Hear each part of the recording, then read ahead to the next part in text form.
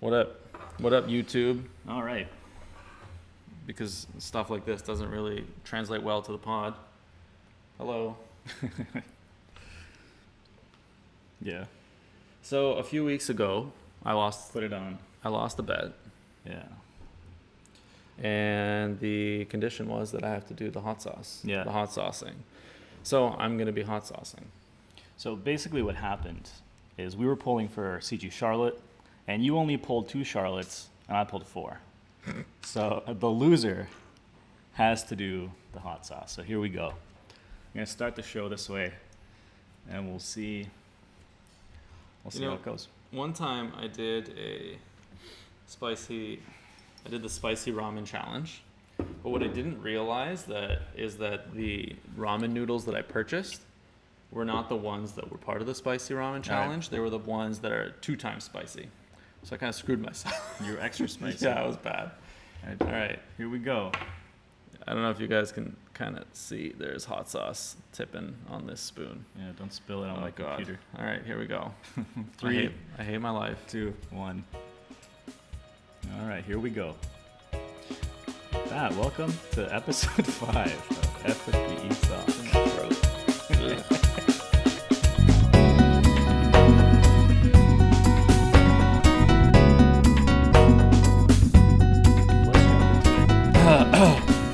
So the Yeah.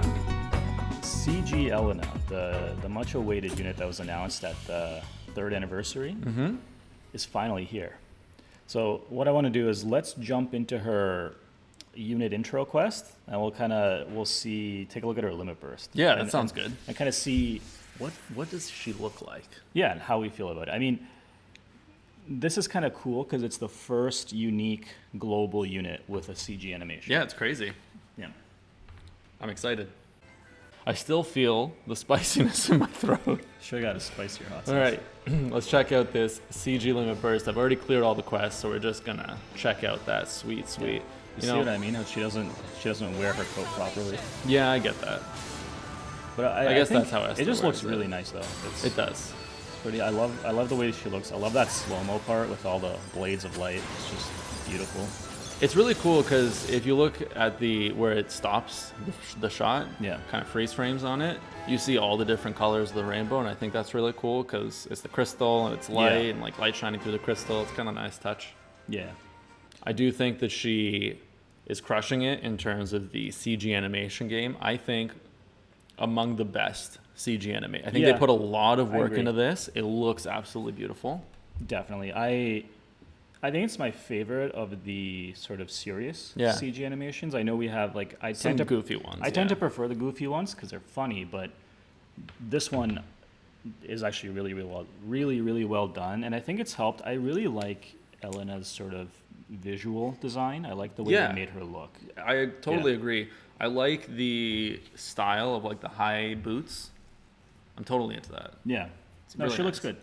With Elena, she's dropping with kind of her own event. It's kind of a mishmash of a story with a sort of raid-style boss battle. And the story isn't that great, but what I love about it is the visual aspects of it and the sort of theme around it. So the idea is that Elena is a comic book character. Yeah. And then the very first shot you get when you start the story is this really beautiful image that looks like the cover of a comic. I love it. Yeah, it's really cool. I thought it was awesome. It's fantastic. And then you get into the battles, and it's like you're on a panel of a comic book. I really love the theme, the sort of design of it. I think it's really well done and amazing. Yeah. The story is a little bit whatever, but I mean it's fine. It is a comic. It's meant to be like a comic book. So I was just gonna say it's a Yeah. little bit cheesy, but it reminds me of a typical superhero kind of mini story arc. It's not like really flushed out like the stuff we get in today's world, but if you think back to like traditional comics, this is what it'd be like. The hero comes in, it's a traditional light versus dark, good versus evil thing going on. So I don't know. It kind of works with what they're doing, especially in the setting that they have this kid reading it. And this is what, like, as a 8-year-old, you'd be looking at this or reading this and be like, wow, that's so cool. I'm the best. You know? Yeah, I agree. So let's jump in. So it's kind of funny. It's called Fundamental Forces, which shortens to FF. And we have Elena, who is the warrior of the crystal. The first thing I want to say is she's the warrior of the blue crystal, which is kind of hilarious. Yeah. Because everybody knows blues kind of suck. Yeah. Imagine, I'm guessing we're going to get some precursors of like the gold and the rainbow crystal eventually. They're going to be super busted. Yeah. That's what I'm hoping for. Yeah, I hope. Or maybe Elena's going to evolve into the gold and the rainbow crystal. Her crystal just gets better. So it's kind of nice. We're just going to go through the sort of elite or legend stage battle. Yeah. Where you basically fight Elena's arch nemesis, Morgana. Right?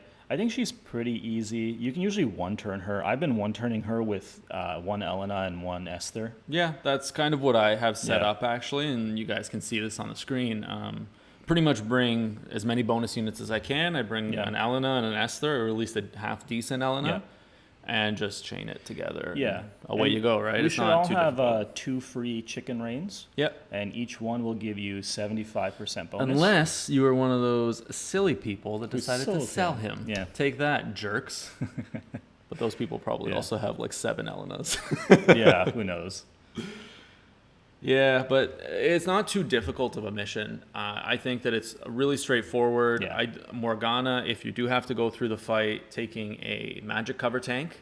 If you have CG Charlotte, amazing. There's plenty of other ones out there that you can use. Yeah. Makes the battle really easy. Or Just kinda block everything. or you just take a really powerful friend Elena or a really powerful friend Esther and just carry you if you don't have you can literally solo it with one unit.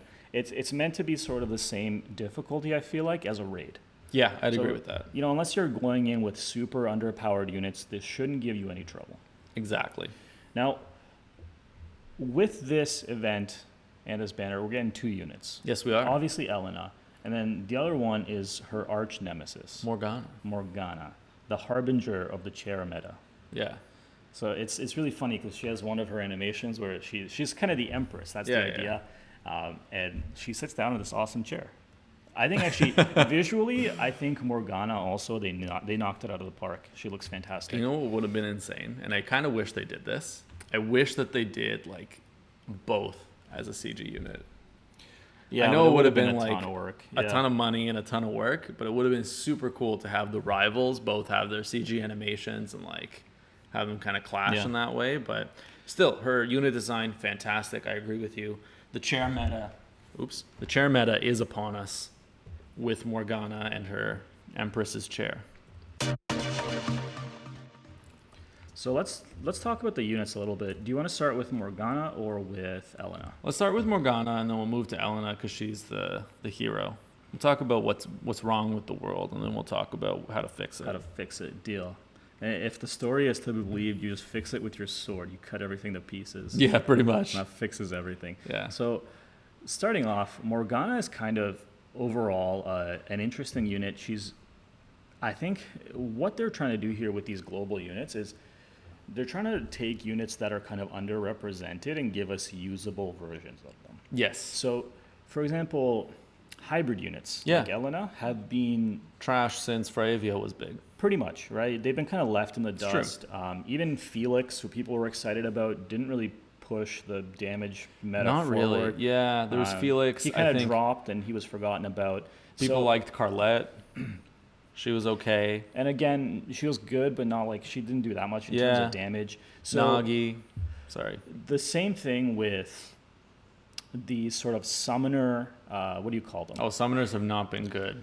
Like the summoner Evokers. mages. Yeah, evokers. Evoke damage users have been pretty bad. If you look at Black Mage Golbez, you look at people like Pure Summoner Rydia, all these people with some evoke damage in their kit, they've been kind of left in the dust in terms of damage. And I feel like Morgana was their attempt to bring evoker or give us an evoker that's actually usable and that does decent damage. Yeah. So that being said, she's a little bit tricky because of her evoker nature. So let's jump into her TMR, which is called Empress's Signet. I think this is really strong as for an evoker specifically. So you're getting your 50% mag, which is standard, but then you're getting that 20% evo mag. And with a unit like Morgana, she's going to be drawing on both, right? Yeah, exactly. So her damage is her evo mag kind of works the same as like a killer passive. Yeah. Or it's just it'll damage. multiply her damage after everything's been calculated. Yeah. Right? So, and then her STMR is just insanely good stat stick, and it gives you a little bit of equipment mag when you're dual wielding. Yes. So it's super nice, because Morgana, the way they tried to fix these evokers is a big complaint about evokers is their damage is split. Yeah, so sorry, go ahead. Go ahead. No, you were about to say the same thing. It draws both from spirit and from mag, and it's hard to build units to do both. Yep. So in this case with Morgana, what makes her unique is her evoke damage is based solely on her mag stat. So she's a mage that deals evoke damage, basically. Yep. That's pretty much what she's doing, and I always hated summoners when they had those split stats. I'm like, I can't get mag and spirit on there effectively. Yeah. Pick one and you go with it. And that's typically what people would do, is just pick one, whatever the highest ratio was, and go with it. It's just so much better now that you can kind of focus on your mag. It's even called Evo Mag, like just make it mag based. We don't need spirit based. And just make it work, because this does way better. Now you're drawing on her full pool of magic stat, right? And because of her evoker status, she's going to like materia, sort of like Pure Summoner Iridia's TMR. I can't remember what it's called right now. Just off the top of my head, it's not coming to me, but it gives you 40% mag and 10% Evo mag. Yep. The same, there's another 4-star unit called, I think, Belgamine. She was on the Una banner. She also has, I think it's called Cognizant of the Truth, her TMR. Similar thing, gives you mag, gives you Evo mag. These are the stats that Morgana wants. Yes. So the way she works, which is kind of tricky, right? She has cooldown abilities that will fill your evocation gauge. Yep. Which she can triple and eventually quadracast. Mm-hmm. But at the same time, her abilities also drain your evocation gauge, right? Yep. So her strongest abilities will drain it by 2 or 3. Her standard abilities drain it by 1. This can be a little bit tricky. So when you're using 2 Morganas on a team to perfect chain, you have to manage your gauge. Yeah, because they're going to share a gauge. Yep. So it means if you want to quadracast, you're going to pretty much have to quadracast her 6-star skills.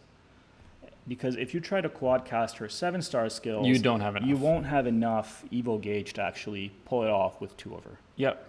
So it kind of becomes a little bit tricky to use her.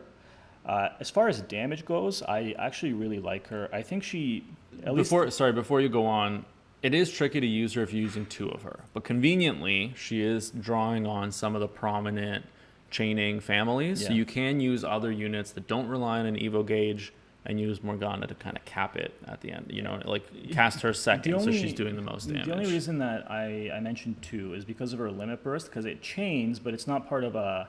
Or sorry, no, it's not. This is a single. That's Elena, sorry. Yeah. So yeah, you're right, actually. So you don't necessarily need to use 2. Using 2 of her makes it easy, because you can just use the same scales, the same element, everything's the same. Yeah. But she does draw on like Absolute Zero, Chaos Wave, Bolting Strike, Disorder, these chaining families. There's tons of people in them now. She doesn't really need a whole, like you don't need 2 Morganas. You can cap her. I think she does a lot of damage, like you were about to say, so you can continue with that thought. Yeah, I think she does. She's around Cersei's level of damage, I would say. Yeah. The downside is that she doesn't benefit from killers, and there's plenty of magic killers in the game where Cersei will probably outdamage her in most fights. Yeah. Where Morgana would shine is any fights where there's mitigation. Mm-hmm. So because it's evoke damage, it goes right through mitigation. So I recently did the Asura fight, mm-hmm. and she starts the battle where for 3 turns you basically can't hurt her. Yeah. Right? If you had Morgana, you could just ignore that mitigation. You could start dealing damage right away, mm-hmm. which is really nice. This is going to factor in big time when we get Scorn of the Bloody Moon. Yeah. So she's going to be a great unit to have for that trial, because no matter how good Zeno or Esther are, they can't damage that boss. Yep. Right? It's immune to all physical damage. Yep. So I think... Units, people were saying, I think Folka and Citra, the summer units, or just CG Citra, they were great for this sort of Bloody Moon trial coming forward. Now we have another unit we can add to that that's actually doing respectable damage. It's not like blow your mind, but I think she's definitely usable for most trials. Given that it ignores the mitigation, I think that it is extremely good. Like she's very strong. all of her abilities can chain. I think she does a lot or very respectable damage, given that she ignores the mitigation. Yeah. If they made her like Xeno level and ignores mitigation, she'd be bonkers crazy. Right. Like that'd be way too much. It's a bit of a trade-off for her. Exactly. So. But that's pretty much Morgana. So she's your evoker mage, great for battles with mitigation that are involved. She has a lot of chaining families. I think she's really strong overall. Yeah. Kind of fixes the the magic summoner a little bit as a class. Yeah, she's like an upgraded pure summoner, Rydia, pretty much. Yeah. Let's talk about Elena. So Elena's coming in she's so badass looking. I love the sprite. She's our premier hybrid unit. So Global has loved these hybrid units, right? We've got a lot of them. And it's kind of nice. I love that we're getting these hybrid damage DPS units. So Elena's coming in. Her TMR is Estrella. It's sort of a sword just for her. Yep. It's similar to Sora, right? Nobody can equip this TMR except Elena, but it is insane. It's got the stats of an STMR. So one thing that I love that they did with this is they didn't give it an element, but I love that because she has elements in her kit, and also because in the current meta, there's tons of imbue. When Sora came out, I hated it because there was no imbue. It was so hard to use him. Yeah. But now with so much imbue, and they did actually give her some elements in her kit, it makes this type of a weapon a lot better. It's just locked to her, which kind of sucks, but it makes sense. I always go with the lore side of things, so the fact that she's the only one who can wield it because she's the chosen warrior of the crystal. Super happy about that. Love it. Keep the lore coming. It's super busted as a TMR. That's why it's locked only to her. If anybody else could equip it, it'd be broken. Because it has stats on par with Kurisame's STMR, basically, right? Yeah, it's crazy. So, and the nice thing is it also has 135%, modifier on it. So it'll do slightly more damage. It has an upside. It means Elena, a physical-oriented Elena, will do slightly more damage than a magical-oriented Elena because of the way that hybrid damage is calculated. So when you factor in the physical half of the damage, it will take into account your weapon variance. When you factor in the magical side of the damage, it won't. So she's only effectively getting half the effectiveness of that variance as a normal unit would, but I still think it's really good, and I think it makes a case for a more physical damage stacked Elena versus a magical damage stacked one. I agree. And now if we look at her STMR, Warrior of the Crystal, it's massive stats. Yeah, it's amazing for hybrid units like Elena. If you do get 4 of her, I think it's well worth getting this. She has, again, mentioning the chaining families, the standard chaining families that we see today as like the prominent ones. You can pretty much chain her with anybody, so you don't necessarily need 2 of her. 100% I would go for the STMR. It's just so amazing for hybrid units. You're going to have plenty of Elenas in your friend list. I have a feeling she's going to be very popular. She's going to be kind of like when Esther and Xeno is just everywhere, right? Same thing as Elena. Elena's going to be populating your friends list because people are just going to, I think people love her. I love her. So. And you're going to want to build her in the same way you would any hybrid unit, right? Yep. We talked a little bit about this, I want to say last week, where like the Nagi TMR, the Carlet STMR, all those like prominent hybrid, hybrid equipments, right? Yeah. Now, as far as her overall damage output goes, it really depends. She's a unit that's sort of, she's had a lot of discussion, I would say, because for a while, nobody really knew what her optimal rotation was. She's kind of all over the place. Yeah, well, she's pretty complex. That being said, her damage, I think if you use her optimally, will fall somewhere around Xeno's level, depending on your gear. Yeah. She does slightly more damage than Esther, and I think she's around Xeno. And again, depending on how well you gear her, I think she has the potential to actually surpass his damage. The downside is most of us haven't invested that heavily into hybrid gear because hybrid units they're not amazing. Yeah. Like, for example, I didn't even pull for Carlet. Yeah. If I knew I was going to get an Elena, I would have pulled for Carlet. Yeah, exactly. Like I would have went for that, right? Same with Nagi or a few of the other units as well. So if you want, let's talk a little bit about, I guess, the way you're going to use her. She's a little bit more complex than your normal unit. And that's because so if you have her TMR Estrella equipped, she comes in with a triple cast. Yep. But she can't triple cast her cooldown abilities along with her damaging abilities, which kind of makes her a little bit weird. Yeah, I was disappointed to see that, but I mean, you got to work with it. So, I mean, most other units can. For example, Esther, Xeno, plenty of other units can dual cast their CDs. So I'm surprised that she couldn't. Morgana, yeah. But that being said, I don't think her damage gets hurt too much, because a couple things. First, she's got her 2 cooldown abilities called Way of the Blossom and Way of the Aurora.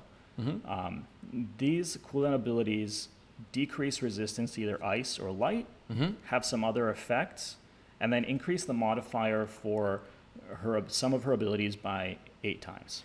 I think the way it's basically working is one is designed so you can do plenty of ice damage, and the other one is kind of designed to enhance her light-based damage. And one is more defensive, the other is more offensive. So the light-based one will amp up your offensive capabilities. The ice-based one gives you a bit of an HP barrier, gives you some damage mitigation, which is also pretty nice. Yeah. Now, normally, the way the skill is worded, you'd want to dual cast these to get both modifier buffs. Yeah. But the way Elena works is these buffs don't stack. So the Way of the Blossom and the Way of the Aurora, you can only get the benefit of one of the modifier buffs at one time. At a time, yeah. So unfortunately, you have to choose one. So that's why her turn 1, most people, what they say to do is use Way of the Blossom or Way of the Aurora, and then use the Enervate skill, which her Enervate skills imbue her with a certain element, right? So she has water, lightning, ice, and light. Yep. So in this case, if you want to do optimal damage, you'd either do light or ice. Light is better because you're also taking advantage of those attack mag buffs from the cooldown. Yeah, because they're huge. Yep. And then turn 2, you're going to want to use her Limit Burst, because her cooldown fills her Limit Burst immediately. Instantly, yeah, definitely. And I think her Limit Burst gives her a lot. Yeah. Kind of gives her a nice buff to everybody. Crazy high modifiers, given that it's hybrid damage, they're always higher because it kind of splits the damage up. And it enhances your modifier for pretty much all of her abilities at the most. Out of all of the modifier enhancers in her kit, her Limit Burst gives the most. Yep, and so her Limit Burst does chain, so her ideal chaining partner is a copy of Elena. The downside is it has 30 hits, so I was hoping it would chain with all the other 30 Oriole Ray or something, but it doesn't. It's actually the Heo. The weird Heo chaining family. So Elena's your best bet to chain with Elena is Elena if you want optimal damage from her rotation. Yeah. And then so once you pop her Limit Burst, that's going to be where you're going to, after turn 2 where you pop the Limit Burst, turn 3 and turn 4 you're going to want to triple cast her Blade of the Crystal. It's her Bolting Strike chaining move, and it's also the move that gains the most benefit in terms of modifier increases from her Limit Burst. Yep. So this is going to be your primary source of damage. She also has other chaining families. She has Oriole Ray and Stardust Ray that you can use if you don't have a Bolting Strike partner, but the Bolting Strike is her highest damage output, right? And then turn 5, so she has these other 2 abilities. So that's what makes her confusing. She's got these abilities called Aurora Arts and Blossom Arts, which unlock even more abilities. So the other abilities are kind of weird and confusing, and most people just say to ignore them, and I agree, because they're chain capping moves. Yeah, I was looking at them, and I was like, it doesn't make sense to actually use these. I can't think of a situation you'd use these rather than the other ones. I don't know, it kind of gives her more complexity for a lot of people, and I think most people are going to ignore this, partially because it's just like way too much info. It's like you have to remember like what 8 or 9 extra abilities do on top of a regular kit. Yeah. And they're not giving you, even if they do give you a bit more damage or a bit of situational stuff, it's not enough to be like, okay, I'm going to work this into my rotation, right? Because you can't triple cast her unlocked abilities. It doesn't even matter. It doesn't matter because you're not going to get more damage using them. Exactly. So you can just safely ignore them. The only things you want to do, so turn 5, you either want to pop Aurora Arts or Blossom Arts. And that's because the buffs. It gives you a 4 times modifier buff to her Blade of the Dawn. It gives it to all the other abilities too, but this is the one that we're focusing on. Was it Blade of the Dawn or Blade of the Crystal? It might be Blade of the Crystal. It's all just, there's I too think many it's Blade abilities. of the Crystal. Yeah, you're right. Blade of the Crystal, sorry. Yeah. So it gives another 4 times modifier buff to Blade of the Crystal, and this buff does not go away, it doesn't expire, and it can't be dispelled. Yep. So it's just a permanent buff after you use this. But unfortunately, because you can't dual or include this in your sort of triple cast rotation with your cooldown abilities, Sucks. you have to use it on turn 5, otherwise you're losing a lot of damage on turns 1 and 2. Yep. So once you do this on turn 5, you go back to your rotation. So you do your enervates and your cooldown. So basically, that's sort of where you fall into the rinse and repeat phase, where you just go through that again. Her rotation lasts 5 turns. Yep. Turn 6, you just kind of rinse and repeat. And then another thing just quickly to consider is that Aurora Arts also gives 100% charm resistance, and Blossom Arts gives 100% stop resistance. Right. So depending on what trial you're fighting, Yeah. it might be worthwhile to throw this in there just to protect Exactly, her. depending on what you want, right? One also comes with mitigation. The other, again, Similar to other right. abilities. Yeah, exactly. One is offensive oriented, one is defensive oriented. And if you don't have anybody on your team that can prevent charm or stomp, I think these are great to have. Yes. I think that covers Elena pretty well. There is one more thing that I wanted to mention just because I think it's absolutely ridiculous. Sure. So in her kit, in her abilities, she has a move that literally, it's called Reset Stance. Now, it cures all status ailments to her, which is fantastic. Attack, mag, defense, spirit breaks are cured as well. But then it also cures Stomp and Charm, but only to the caster. How the fuck am I going to cast this? Yeah, I know. It's if I'm stopped or charmed. It doesn't make any sense to even include that. I just thought it was ridiculous. It's kind of awesome that you can cure your own breaks. I think that's awesome. Oh, it's great otherwise. I just thought it was hilarious that it's like cure, stop, and charm. I'm like, what? Unfortunately, though, you can use this with your dual cast, but it's not triple castable, so you can't really weave it in with your damage rotation. So if you are going to cure yourself, you're going to have to forego some damage. Yeah. So, I mean, she's got a lot of nice stuff in her kit. Almost too much, I would say. It makes her needlessly confusing, I think. She just has way too many abilities. Her second set of abilities could have been completely removed. Yeah, we could just ignore them. I think it would have been fine just to have... she already has enough going on that it's confusing as it is. I think that adding on the extra 5 or 6 abilities that she gains is just a bit too much, honestly. Yeah, I think Aurora Arts and Blossom Arts should have just been buff skills on their own. They don't need to unlock other things. She's got plenty of stuff already to do that it's just a bit overkill. But I mean, it's fine. You just ignore them. Yeah. That's my advice. Exactly. Overall, an amazing unit. Best hybrid DPS unit that we have in the game currently. Plus, she comes with that sexy CG animation. Yeah. Which is always worth it. Best hybrid by far. It's crazy the it's a difference. huge jump. Yeah. It's like you're going from like a pebble all the way up to this massive boulder that the pioneers used to ride. Yeah, exactly. And the nice thing is, as we've seen with sort of the CG... What are you looking at me? It's just, I made a reference to a show. Yeah. And I said boulder the pioneers used to ride. Yeah. I just can't get over why that I said that. And you just continued. You're just like, yeah, that's normal. I was just going to ignore it and move on. Like, it's just funny. Sorry. Talking nonsense. Anyways, I'll send you a clip. Yeah. I'm not as up to date with the memes as you are. Apparently. What was I saying? I don't even remember anymore. But yeah, the difference is massive between you go from Felix to basically Elena, and then I remember now so recently the FanFesta units all got upgrades for free, right? So Gumi seems to treat their global unique units very, very well. So I think if you pull Elena, you'll probably be set for a long time, because I have a feeling they're not going to skimp out on her eventual enhancements. Yeah. I feel like they go above and beyond. Historically, every global exclusive unit that's come out, they've treated extremely well, usually pushing them to the forefront of the meta at the time of their release, as well as at the time of their enhancements. Yeah, especially their like anniversary units, right? 100%. So I think she's definitely worth pulling for. Like I said, I pulled for her. Got lucky enough to pull. I pulled for her and got 0 of her. But I have 4 UOC tickets. You know where that might be going. I mean, you don't. Realistically, if you have Esther's, you don't need her. I don't need it, but I need it. But, if you want to watch that CG, I just need it. do it, yeah. I just need it. It's nice I'm to going to have. be using 2. I'm not going for the STMR, but I will use 2 to Yeah. get Elena if I don't pull her in the meantime. Yeah. Freaking used all my lapis on Charlotte. Anyways. So anyway, that's all we got for the Elena themed events. Yeah, and pretty Elena. much. That's Elena, the newest global exclusive unit with a CG animation coming in with Morgana as well. Both units doing extremely well for their class. One is pushing the meta in terms of damage for hybrid units. The other one is starting the chair meta, which right now isn't the best, but eventually it will evolve, get CGs of their own, and become kind of unstoppable. So Exactly. Look forward to that.